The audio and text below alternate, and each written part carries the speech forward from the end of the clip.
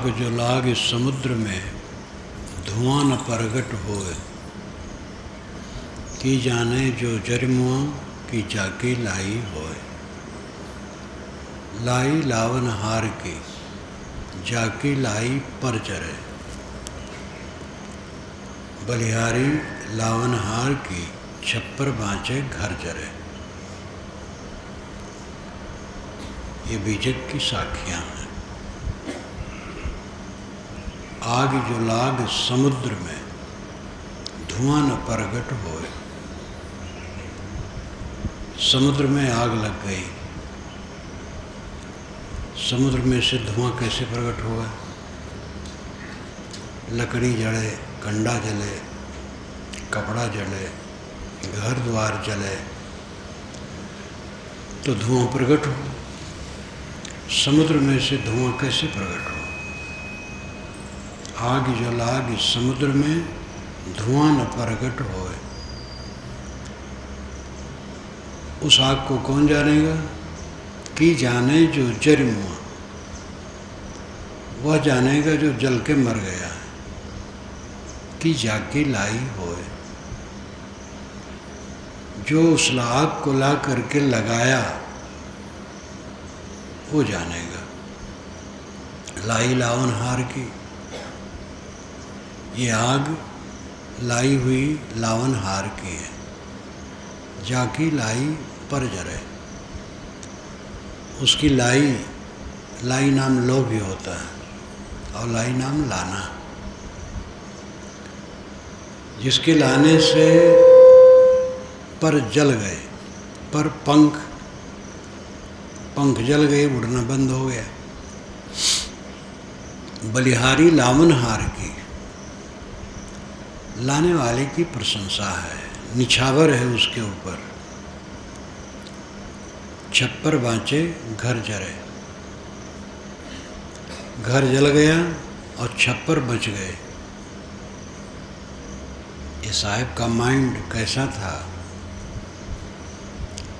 और रूपकों में, उल्टवासियों में किस ढंग से अपने विचारों कह देते थे, इतना मार्मिक।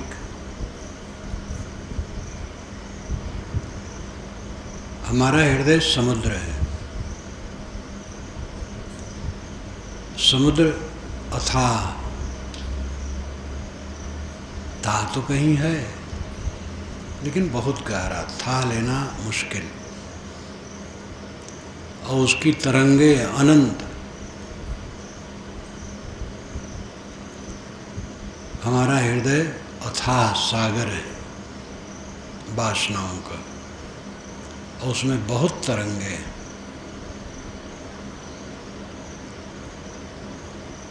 इसमें ज्ञान की आग लग गई। लागी आग समुद्र में, धुआं न प्रगट होए। जब हृदय में ज्ञान की आग लगती, इसमें कोई धुआं नहीं प्रकट होता है।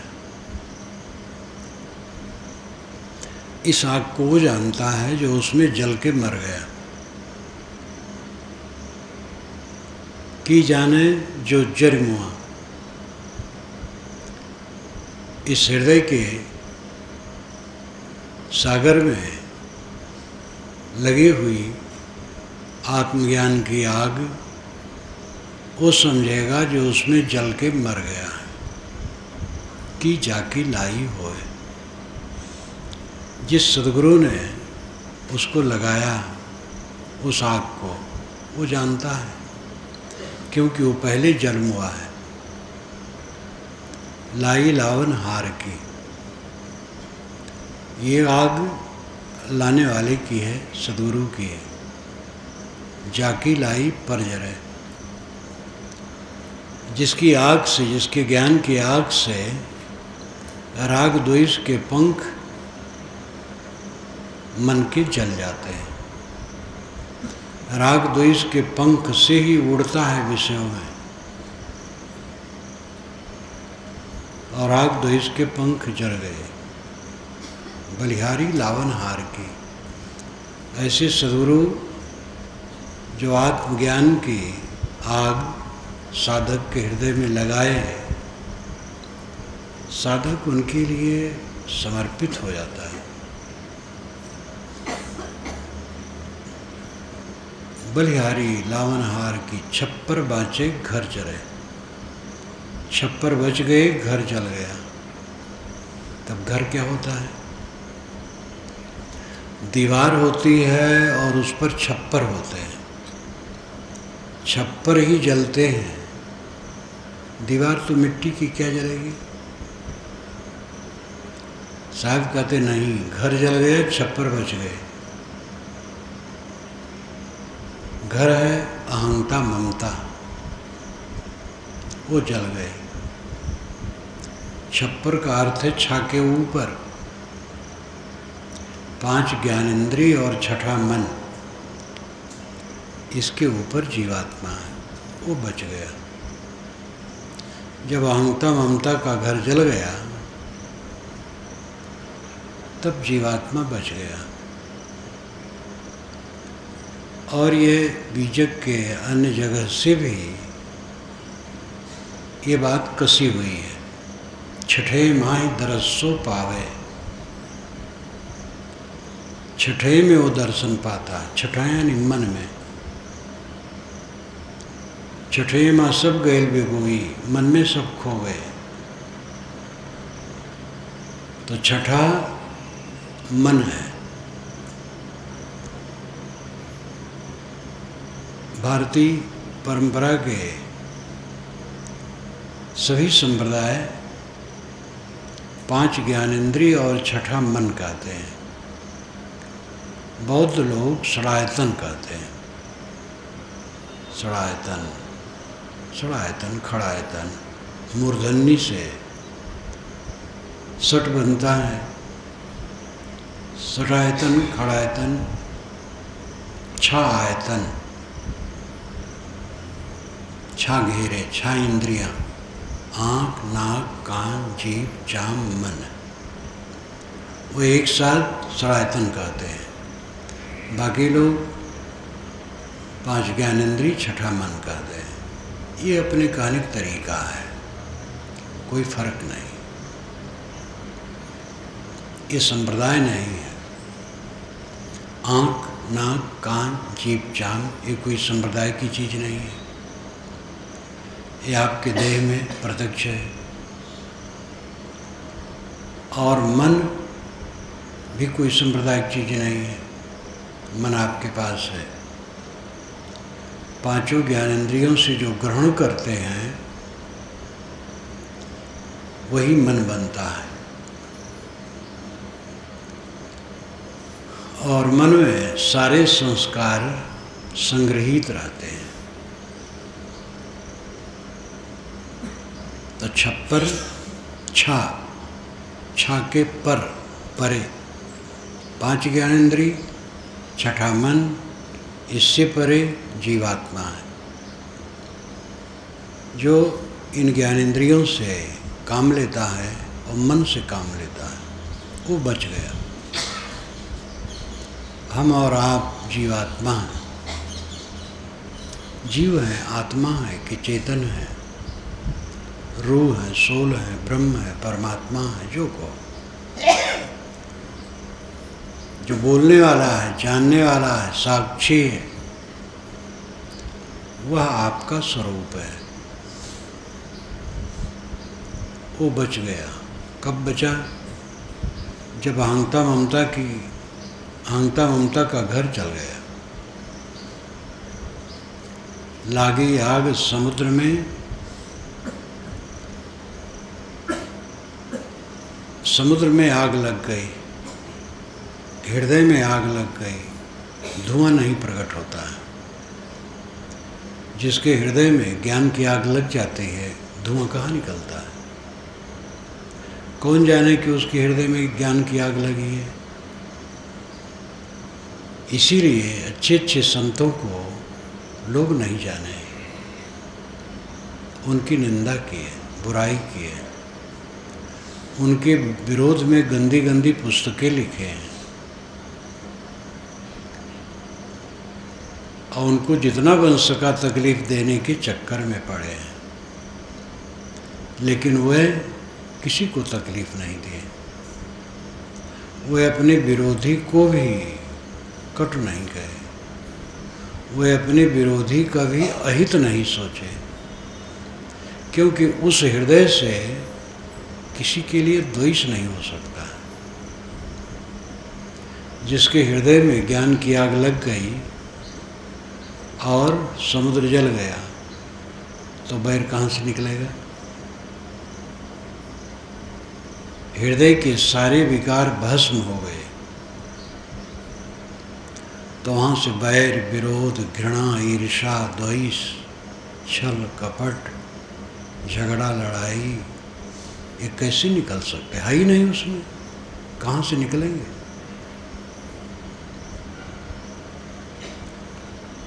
हम लोगों को अपने हृदय घर में गुरु का दिया हुआ आत्मज्ञान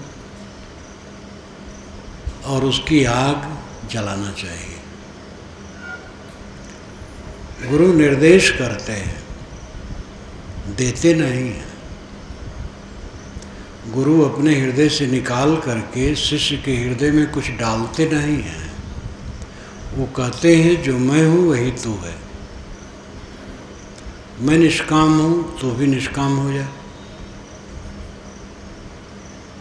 अपने को जानो और संसार से निष्काम हो जाओ। बस यही बोध और साधना है। अपने को जानना बोध है, संसार से निष्काम हो जाना साधना है।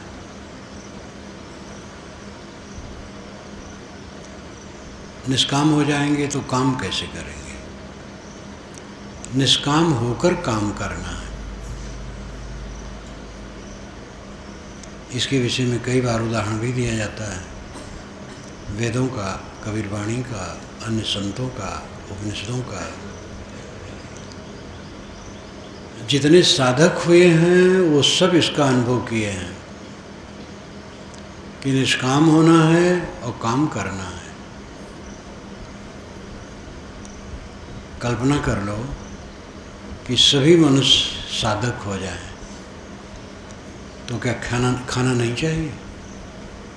सबको खाना चाहिए, सबको कपड़े चाहिए, सबको रहने की जगह चाहिए, सबको यातायात साधन चाहिए, औषध चाहिए, व्यवस्था चाहिए। तो इसके लिए करना पड़ेगा। एक बार श्री प्रेम साहब से मैंने पूछा, बाराबंकी श्री प्रेम साहब से, कि साहब गांव साधु हो जाएं तो फिर क्या होगा? तो हंसने लगे। कहे तो उन्हीं साधुओं में कुछ लोग हल चलाएंगे, कुछ लोग पशु पालेंगे, कुछ लोग भोजन बनाएंगे और काम करेंगे। और यही सही समाधान था, और क्या है? हल चलाना पाप थोड़े, राग द्वेष करना पाप। कितने साधु राग द्वेष करते हैं, हल तो नहीं चलाते, राग द्वेष करते हैं। हल चलाना तो पुण्य है। सीरा युंजन दिखवे हो, ये वेद में आता है, ऋग्वेद में। सिर कहते हैं नागर को, हल को। सीरा बहुवचन में है। कवि का अर्थ है अंतर्दृष्टा।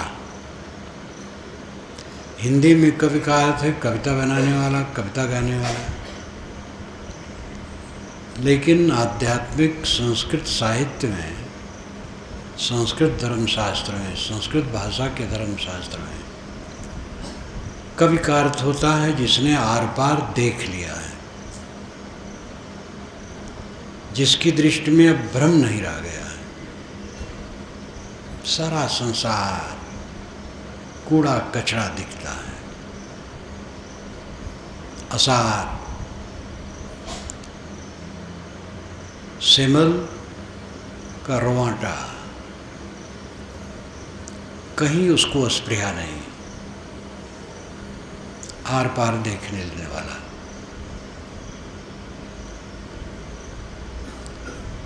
जहाँ पर न पातालम न च विवरम गिरीणाम नैवांधकारम कुक्षयो नो दधीनाम गुहाजस्याम निहितं ब्रह्म शाश्वतं बुद्धिवृत्तिमवशिष्टाम कवयो वेदयन्ते। यह मंत्र बहुत पुराना और सांख्य परंपरा से छन करके आया हुआ लोग मानते हैं। बड़ा महत्वपूर्ण मंत्र है। गुहाजस्याम निहितं ब्रह्म शाश्वतम, जिस गुफा में शाश्वत ब्रह्म स्थित है, ठहरा हुआ है, वो गुफा कहाँ है? तो ऋषि कहते हैं न पातालम, पाताल में नहीं हो। न च विवरम गिरिणाम, न पर्वतों के खोह में, नैवा अंधकारम, अंधकार में भी नहीं है। कुक्षयोनुदधीनाम, समुद्र के पेट में भी नहीं है। बुद्धिवृत्ति में अवशिष्टाम कवि वेदयन्ते, कवि वेदयन्ते जानते हैं कि वो बुद्धिवृत्ति में है। बुद्धिवृत्ति में अवशिष्टाम कवयो वेदयन्ते, बुद्धिवृत्ति में वो स्थित है जो सबसे अलग स्थित है। तो यहाँ भी कवि का अर्थ कहा कि क्या है? कवयो वेदयन्ते, कवि जानते हैं। यहाँ कविता बनाना नहीं है, कविता बनाने वाला जानता है। कवि जो अंतर्दृष्टा है, जिसने आर पार देख लिया। आर पार देखने का अर्थ है अपने को समझ लेना और जिसमें उलझे हैं उसको समझ लेना। दोनों को समझ करके यथा स्थित रहना। महाभारत में एक मंत्र आता है, वेदांशा वेदितव्यम चा विदित्वा चा यथा स्थितम, एवं वेद विदित्याहुर्रतो नु बातरैचिका।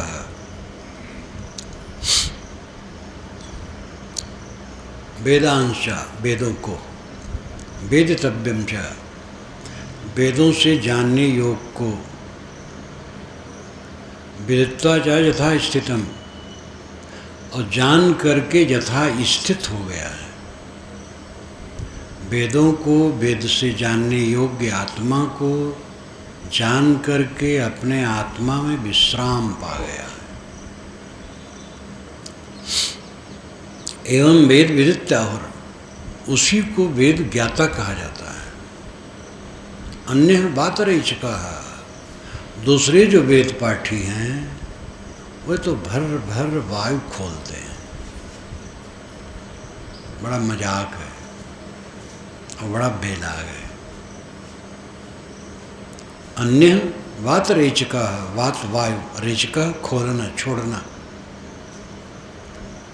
और वेद पाठी लोग तो भर भर वायु छोड़ते हैं और कुछ नहीं करते।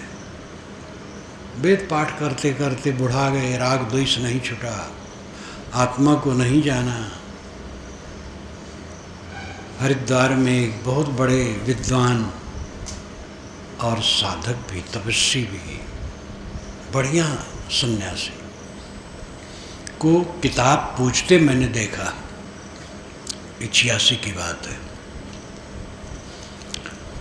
वहाँ पर कुछ संतों के दर्शनार्थ हम लोग गए थे और हमारे संतों का एक पूरा दल था, 10-15 लोगों का। तो एक दो जगह घूमते हुए उनके पास गए। वे प्रसिद्ध थे, अब नहीं है। विद्वान, तपस्वी, निवृत्तपरायण, सरल, जो बड़े संतों का लक्षण होता है वो सब था। जब पहुंचा तो अपने कैंप में एक छोटी सी चौकी पर पुस्तक रखे, उस पर फूल पत्ते अक्षत चढ़ा करके पूजा कर रहे थे। सरल ऐसे थे जैसे गए, हमने हाथ जोड़ा, अभी जोड़े, बैठाए, बातचीत करने, पूजा छोड़ दी, बातचीत करने लगे। देख करके समझ गए कबीरपंथ ही हैं। कबीरपंथ की किस शाखा के ब्रह्मवादी, जीववादी, ईश्वरवादी कुल जानते थे। बातचीत हुई, बहुत मधुर। ऐसे अच्छे संत, निवृत्त परायण, विद्वान भी थे, लेकिन वो एक किताब पूज रहे थे। क्यों? शास्त्र प्रमाण के चक्कर में पड़े हैं। शास्त्रों में कहीं लिखा होगा अमुक पोथी पूजने से होता है। अच्छे अच्छे लोग भटकते हैं। निर्भ्रांत गुरु का बोध मिलना बड़े सौभाग्य का फल है। ऐसा सद्गुरु जो निर्भ्रांत हो, उससे बोध मिला। और साधक वह धन्य है जो उस बोध का उपयोग करे। ना काहू सो काम है ताको समझ विचार। पूर्ण साहब कहते हैं किसी से काम नहीं है, अपने को समझो विचारो। दूसरा क्या करता है वो जाने, अपने को देखो, आपके मन में क्या हो रहा है। सच्चा बोधवान निरंतर अपने को देखता है, अपने को शोधता है, अपने हृदय के कूड़े कचड़े को बुहार के फेंकता है। मुदिता करुणा मैत्री उपेक्षाणाम सुख दुख पुण्या पुण्य विषयाणाम भावनातश्चित्त प्रसादनम। योग दर्शन में पतंजलि महाराज कहते हैं चित्त प्रसादनम, चित्त को निर्मल करने के लिए ये 4 भावनाएं करनी चाहिए। मैत्री, करुणा, मुदिता, उपेक्षाणाम। सुख दुख पुण्या पुण्य विषयाणाम भावनातश्चित्त प्रसादनम। पुण्य, सुख दुख, पुण्या पुण्य। सुख दुख पुण्य और अपुण्य यानी पाप, ये भावात्मक शब्द हैं, लेकिन व्यक्तिवाचक अर्थ है। जो सुखी हैं, जो दुखी हैं, जो पुण्यात्मा हैं, जो पापी हैं, ये अर्थ है। और शब्द है सुख दुख पुण्या पुण्य, सुख और दुख, पुण्य और अपुण्य। तो सुख और दुख, पुण्य अपुण्य व्यक्ति नहीं है, भाव है। तो शब्द तो भाववाचक है, लेकिन अर्थ व्यक्तिवाचक है। जो सुखी हैं उनसे मैत्री करो, जो दुखी हैं उन पर करुणा करो, जो पुण्यात्मा है उनको देख के प्रसन्न हो, जो पापात्मा हैं उनकी उपेक्षा करो। उपेक्षा का मतलब है उधर से अपना मन पूरा समेट लो। उनका द्वेष करना उपेक्षा नहीं है। साधक द्वेष कैसे करेगा? उपेक्षा का मतलब है मानो वे हैं ही नहीं। उनमें मन लगाओ, राग करके तो दुख होगा, द्वेष दुख होगा। राग द्वेष दोनों दुख है। गंदे लोगों का संपर्क करो, अच्छा नहीं है। इसलिए पापियों की उपेक्षा, मानो वे है ही नहीं। उनकी चर्चा ना करो, सोचो ना, बोलो ना, कुछ नहीं। मैत्री, करुणा, मुदिता, उपेक्षाणाम, सुख दुख पुण्यापुण्य विषयाणाम। सुखी दुखी, पुण्यात्मा और पापी के लिए मैत्री, करुणा, प्रसन्नता और उपेक्षा की साधना करो। क्यों? चित्त प्रसादनम, इससे चित्त निर्मल होता है। जो हमसे अधिक संपन्न है, विद्वान है, ज्ञानी है, पूज्य है, प्रतिष्ठित है, धनी है, बाल बच्चे वाले हैं, लोक मर्यादा में बढ़े चढ़े हैं, उनको देख करके ईर्ष्या होती। जिनका हृदय शुद्ध नहीं है, साधु को ईर्ष्या होती है दूसरे साधु के लिए। किसी का नाम बढ़ गया, प्रचार बढ़ गया, ईर्ष्या होती है। किसी के सद्गुण बढ़ गए, ईर्ष्या होती है। विशाल देव की टिप्पणी करते हुए मैंने बुजुर्गों को भी देखा है, और वो बुजुर्ग बीच की थे, पुराने थे। हमारे गुरुजी के पास जब आते थे तो गुरुजी उनको अपनी चौकी दे देते थे जिस पर कमंडल रखते थे या कुर्सी रखवा देते थे। पुराने बीज की थे, लेकिन श्री विशाल साहब की बुराई कर देते। अब अच्छे थे, सदाचारी थे, वैरागवान थे, बीजकी थे, एक एक शब्द पर फोड़ फोड़ के अर्थ करने वाले थे, लेकिन श्री विशाल साहब की बुराई करते थे। हर्षम नहीं करते थे, थोड़ा कुट दे कर देते थे क्योंकि वो बढ़े चढ़े हैं, तो थोड़ा दूसरे को डाउन करो तो हमारी बड़ाई होगी। फलाने बड़े अच्छे महात्मा हैं, हाँ हैं तो, लेकिन ये कसर है। ऐसा क्यों? क्योंकि हमारा मन पूरा शुद्ध नहीं। ईर्षा किया। हमसे कम उम्र ही का है, पद में भी कम है, लेकिन उसकी योग्यता बढ़ गई तो हमें ईर्षा होगी। ईर्षा कोई बड़िक नहीं होती है, बड़ा हो छोटा हो, जिसके पास कुछ ज़्यादा हो जाए तो ईर्षा होती है। ज़्यादा ना हो, भ्रम हो कि इसकी ज़्यादा है तो ईर्षा होती है। अगर गुरु का मन निर्मल नहीं है तो योग्य शिष्य के प्रति भी ईर्षा होती है, और शिष्य का मन निर्मल नहीं तो गुरु के लिए भी ईर्षा हो सकती है, गुरु भाई के लिए ईर्षा हो सकती है, पत्नी की ईर्षा हो सकती है। पत्नी ज़्यादा समझदार है और ज़्यादा गुणों में है, लोग उसकी प्रशंसा करते हैं, तो पति अपने को समझता, वाह मैं तो बेकार हो गया, तो पत्नी की ईर्षा करता है। पत्नी पति की ईर्षा कर सकती है।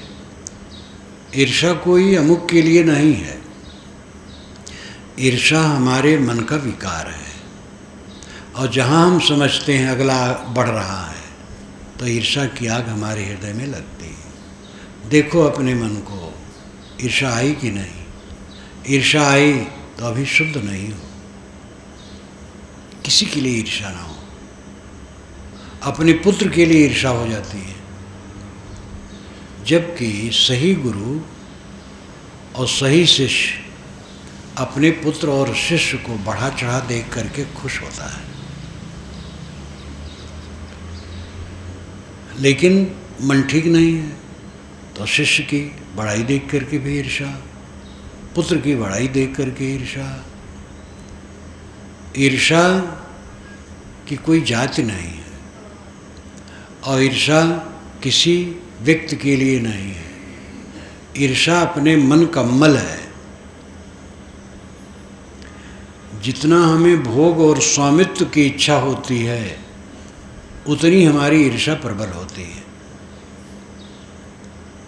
लेकिन जो जर मरा उसके पास क्या रहेगा? आग जो लाग समुद्र में धुआं न प्रगट हो, की जाने जो जर मुआ। जो जर के मर गया तो क्या जानेगा? लेकिन ऐसा मरना है कि मर करके जाना जाता है। किसी आदमी को फूंक दो जल जाए तो कुछ नहीं जानेगा, तो जल के खत्म हो गया। लेकिन साधक जल के मर जाता है और जानता है। वो दैहिक मौत थोड़े है, वासना का मौत है। वासना की मौत हो गई, जर मुआ, सारा अहंकार खाक हो गया।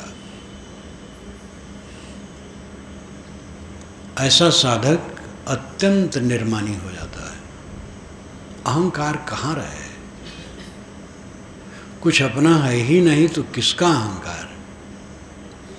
जो सब समय देखता है कुछ मेरा नहीं, नंगा अपने को कर लेता है, असंग।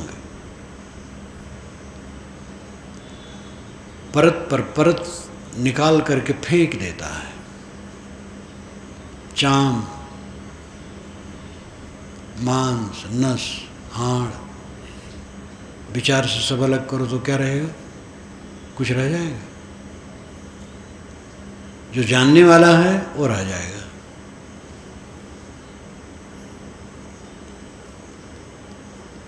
देह, देह संबंधित प्राणी पदार्थ, पद, प्रतिष्ठा, ऐश्वर्य, प्रतिभा, गुण, कर्म, ज्ञान, विज्ञान सब मेरे में नहीं है। मेरा स्वरूप शुद्ध ज्ञान स्वरूप है, लेकिन जो औपाधिक ज्ञान है वो देह संबंधित है। औपाधिक ज्ञान का अर्थ है संबंधित ज्ञान। मस्तिष्क में विकार आ जाए, ज्ञान भूल जाएगा।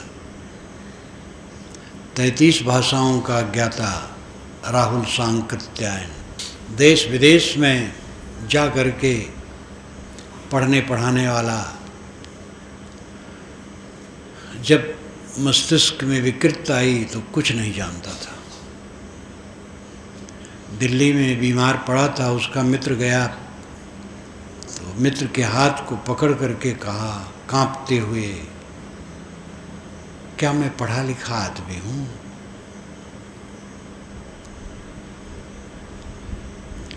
बनारस की सारनाथ में जो बौद्धों का गढ़ है, वहाँ के एक प्रतिष्ठित भिक्षु ने मुझसे कहा, बड़े विद्वान थे, बहुत पुस्तकें उनके भी हैं, भिक्षु धर्म रक्षित। उन्होंने कहा अगर वह स्वस्थ हो जाते तो उनसे फिर से काखा गा पढ़ना पड़ता। विद्या का क्या घमंड?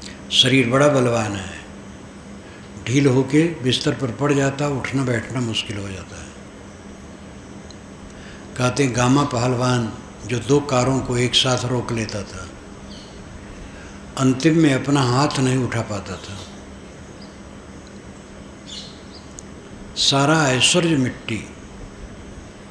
प्रतिभा पाटिल राष्ट्रपति पद से मुक्त होकर अब अपने छोटे मकान में चली गई होगी। अब प्रणब मुखर्जी राष्ट्रपति हैं, 5 वर्ष के बाद वही दशा,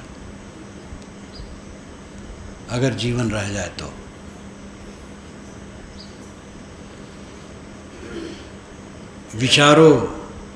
विचारोगे अहंकार गलता जाएगा। ज्ञान हो गया है, विचार में हम नहीं रहते हैं, राग द्वेष में रहते हैं। ज्ञानी है, राग द्वेष करते हैं, कलह करते हैं, खाने पीने में लोलुप है, रुपए पैसे में लोलुप है, मान बढ़ाई की बड़ी चेष्टा है। ज्ञान क्या करेगा? थोड़ा ज्ञान हो, उसका उपयोग शुरू करो। सबको जगाने की चेष्टा ज्ञानियों को बहुत हो जाती है। कितने ज्ञानी पागल बने, सब कुछ चिताने के चक्कर में पड़ जाते हैं। भ्रम है। अपना काम करो, जो पात्र है उससे कह दो, जिनको चेतना होगा चेतेंगे। इस विषय में तो मुझे शुरू से ही निर्भ्रांत दृष्टि थी। मैं समझता था कि मैं किसी को चेता नहीं सकता हूँ, अपने को चेता सकता हूँ। अपनी सेवा दूँ, करता रहूँ, जिनको चेतना हो चेते। हजारों खिज्र पैदा कर चुकी है नस्ल आदम ने, ये सब तस्लीम, लेकिन आदमी अब तक भटकता है। उर्दू के महाकवि फिराक गोरखपुरी, गोरखपुर के थे वो, और इलाहाबाद यूनिवर्सिटी उनका कार्यक्षेत्र था। गोरखपुर में ही सन 1969 में कबीर मेला में उनका मेरा परस्पर हुआ था। उस समय बूढ़े थे लेकिन बहुत तेजवान थे, उर्दू के कवि थे। मुशायरा चल रहा था, बारंबार उन्हीं लोग कहते थे फिराक साहब बोले, फिराक साहब बोले।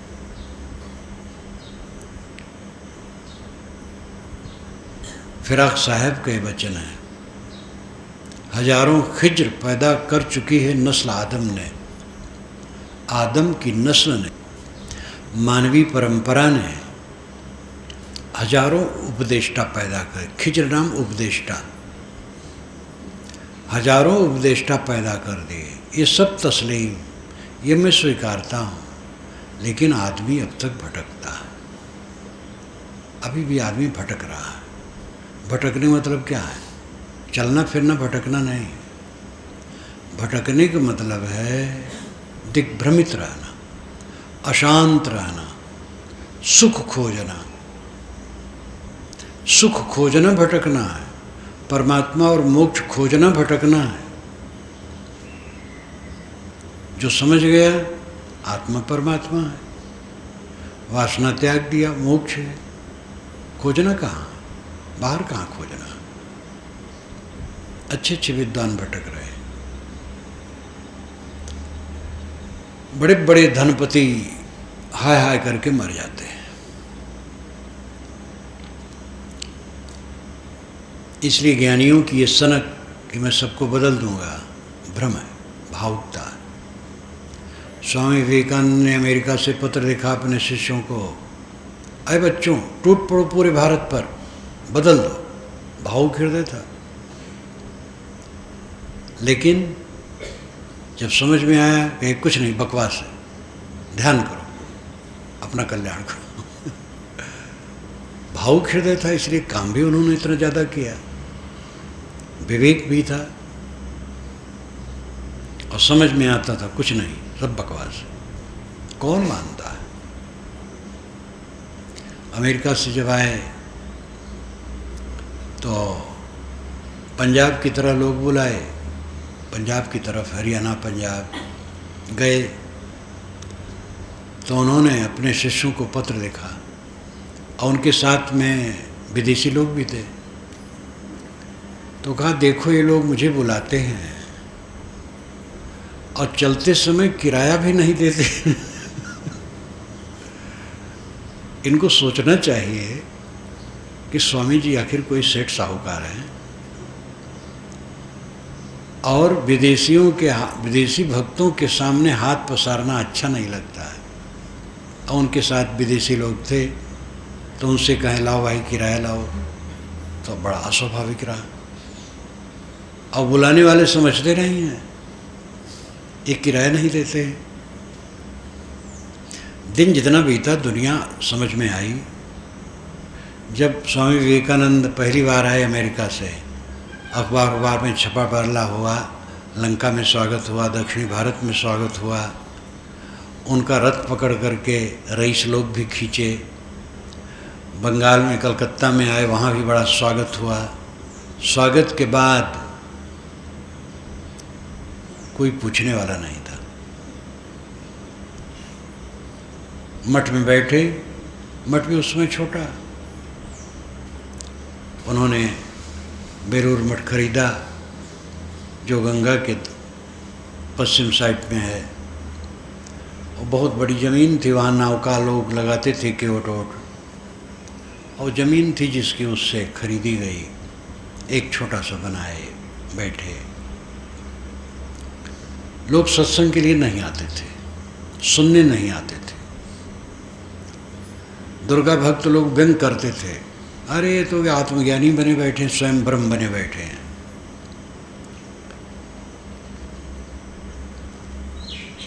कई बार, एक बार वे अपनी बारी में निराई कर रहे थे, निदाई, तो उन्हीं से एक व्यक्ति आए, पूछा स्वामी विवेकानंद का मैं दर्शन चाहता हूँ। तो वो मुस्कराए, तो समझ गए यही है। दोबारा अमेरिका गए, कोई आकर्षण नहीं हुआ।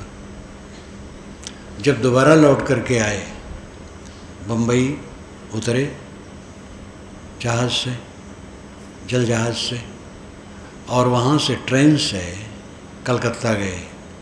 तो उस समय ये लाइन नहीं थी नागपुर वाली, जो नागपुर वाली लाइन जाती है कलकत्ता, वो इलाहाबाद वाली थी।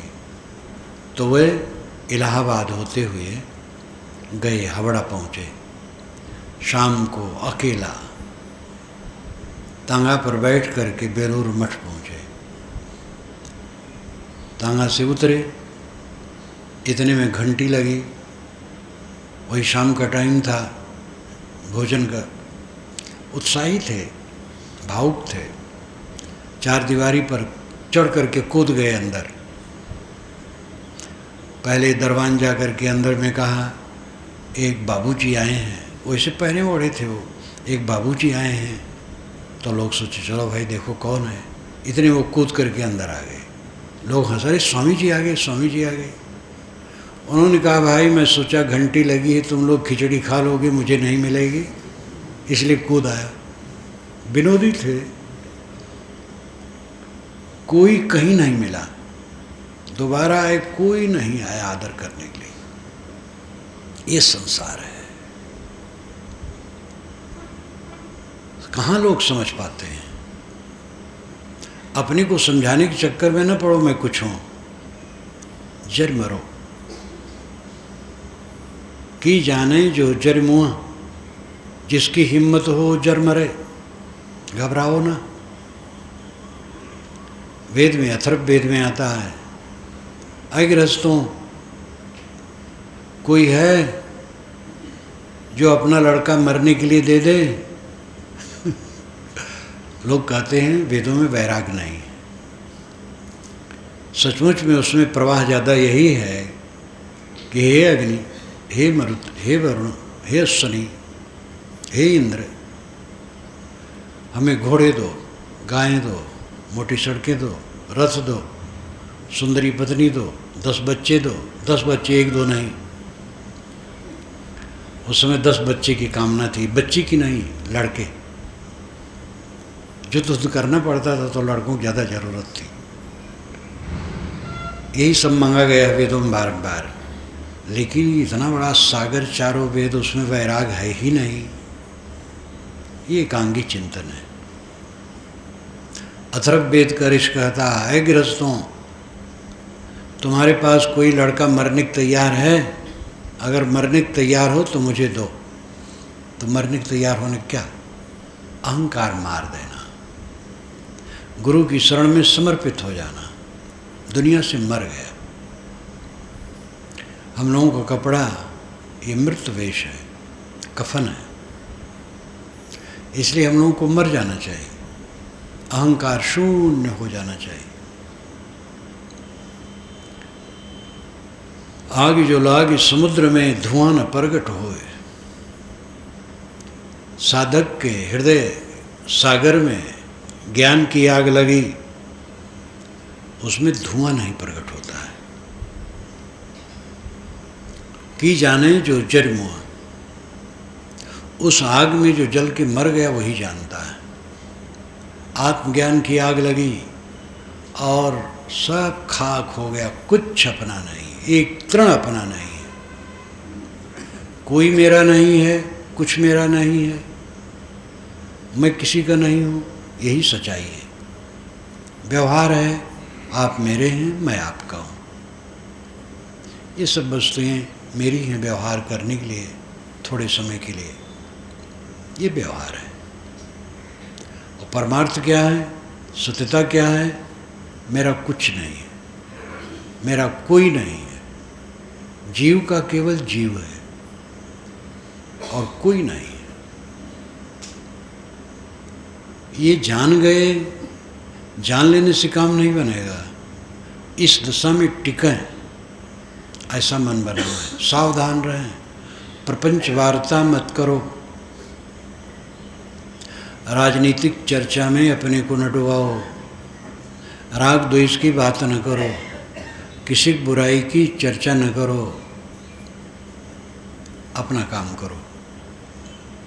मन को देखो, मन के दाग छुड़ाओ। आजकल में छूट जाएगा, कुछ रहेगा नहीं। समय बर्बाद न करो, धोखे में न पड़ो, अचानक सब अंधकार हो जाएगा। वेद में आता है, एक आदमी मर गया, ऋषि कहता है काल ने इसके लिए दिन रात बराबर कर दिया, न दिन न रात।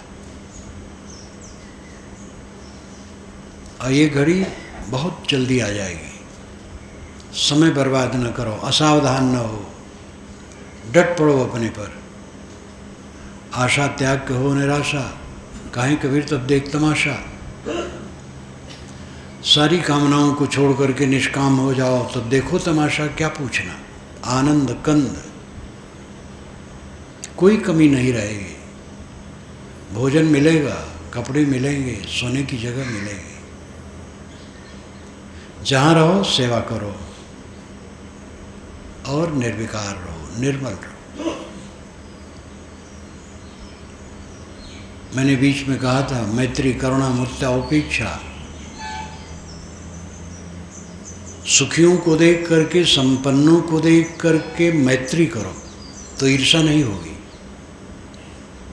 और दुखियों को देख करके करुणा करो तो घृणा नहीं होगी, और पुण्यात्माओं को देख करके प्रसन्न हो तो जुगुप्सा नहीं होगी। जुगुप्सा गुणों में दोष खोजना।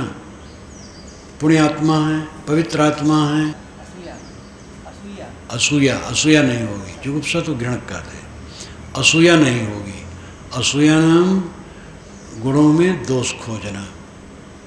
जुगुप्सा का तभी मुझे भ्रम हुआ कि ये शब्द नहीं है। जब गलत शब्द निकलता है तो पता चल जाता है गलत है, लेकिन सही क्या है उस समय ख्याल नहीं आता। असूया, गुणों में दोष खोजना असूया है। तो पुण्यात्माओं को देख करके प्रसन्न हो तो असूया नहीं होगी, उनमें दोष नहीं खोजोगे। और जो पापात्मा है उधर ध्यान न दो, उनकी बुराई न करो, उनका अहित न चाहो, उनका भी हित चाहो, लेकिन उनके विषय में सोचना, बात करना, फिर वो बेकार में दिमाग खराब होगा, अब उनका कुछ हित नहीं कर पाओगे। इसलिए सुखियों से मैत्री करोगे तो ईर्ष्या नहीं होगी, और दुखियों पर करुणा करोगे तो उनसे घृणा नहीं होगी। पुण्यात्माओं के प्रति देख करके प्रसन्न होगे तो उनमें दोष नहीं खोजोगे, और पापात्माओं से उपेक्षा करोगे, उधर ध्यान नहीं दोगे तो मन खराब नहीं होगा। अपने चित्त को निर्मल करने के लिए काम करो। लागी आग समुद्र में कांदो जरि भई छार, उत्तर दिश का पंडिता रहा विचार विचार। ये साखी ग्रंथ में आता है। ज्ञान की आग हृदय सागर में लगी और कामादिक कीचड़ जल करके राख हो गए। पंडित लोग उत्तरायण में शरीर छोड़ने के चक्कर में पोथिये विचारते रह गए। सरल साखी में, और कैसी बढ़िया बात, और कितना मार्मिक। पंडित जो बड़ा अभिमानी है, बड़ा विद्वान है, वो पोगा पंथी में पढ़ा है।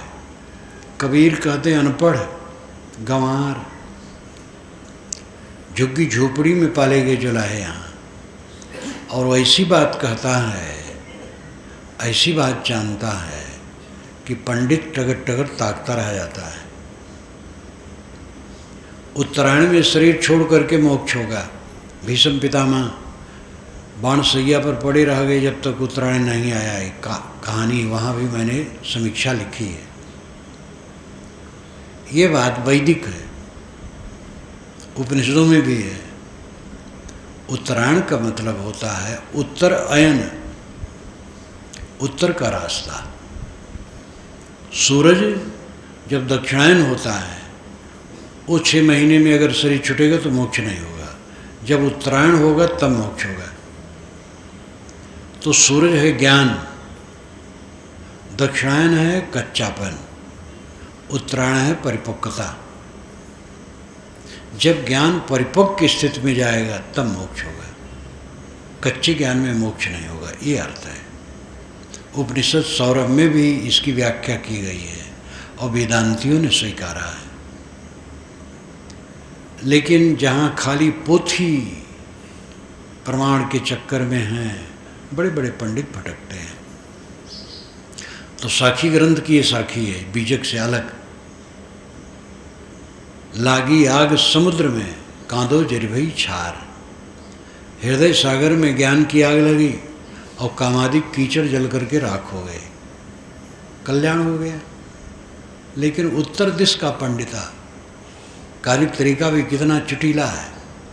उत्तर दिश का पंडिता रहा विचार विचार। उत्तरायण में शरीर छोड़ने के चक्कर में पंडित पोथी विचारता रह गया, और सूरज के उत्तरायण होने से कभी मोक्ष होने वाला नहीं है। ज्ञान के उत्तरायण से, ज्ञान रूपी सूरज जब उत्तरायण हो तब मोक्ष होगा। तो आग जो लाग समुद्र में, धुआं न प्रगट होए। ज्ञान की आग जो हृदय में लगती है साधक के, उसका धुआं नहीं प्रकट होता है, उसका कोई बाहरी चिन्ह नहीं रहता है। वो तो वही जानता जो जल के मर गया।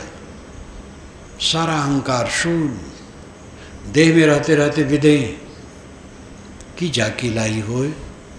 सदगुरु जानता है, लाई लावनहार की, लाई लाने वाले सदगुरु की है।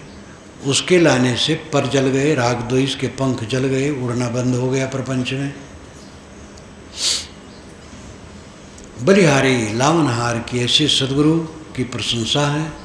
छप्पर बाँचे घर चरे। छह के ऊपर जो आत्मा है, पांच ज्ञानेंद्रिय छठा मन, उसके ऊपर जो आत्मा है वो बच गया। यदा पंचावतिष्ठन्ते ज्ञानानि मनसा स बुद्धिश्चाना विचेष्टतामाहो परमाम गति। यमाचार्य ने नचिकेता को समझाते हुए कठोपनिषद में कहा, जब पांच ज्ञानेंद्रिय मन और बुद्धि शांत हो जाते हैं, ये परम गति है। छह के ऊपर उठ गया, इंद्रियों से अतीत, मन से अतीत, तो आत्मा बच गया, परम शांत में कल्याणमय हो गया। अहम शुद्ध चैतन्य ज्ञान स्वरूपम अजराहम अमराहम अखंडम मनोपम अहम शुद्ध चैतन्य ज्ञान स्वरूपम अजराहम अमराहम अखंडम मनोपम अहम शुद्ध चैतन्य ज्ञान स्वरूपम अजराहम अमराहम अखंडम मनोपम अहम शुद्ध चैतन्य ज्ञान स्वरूपम अजराहम अमराहम अखंडम मनोपम अहम शुद्ध चैतन्य ज्ञान स्वरूपम अजराहम अमराहम अखंडम मनोपम अहम शुद्ध चैतन्य ज्ञान स्वरूपम अजराहम अमराहम अखंडम मनोपम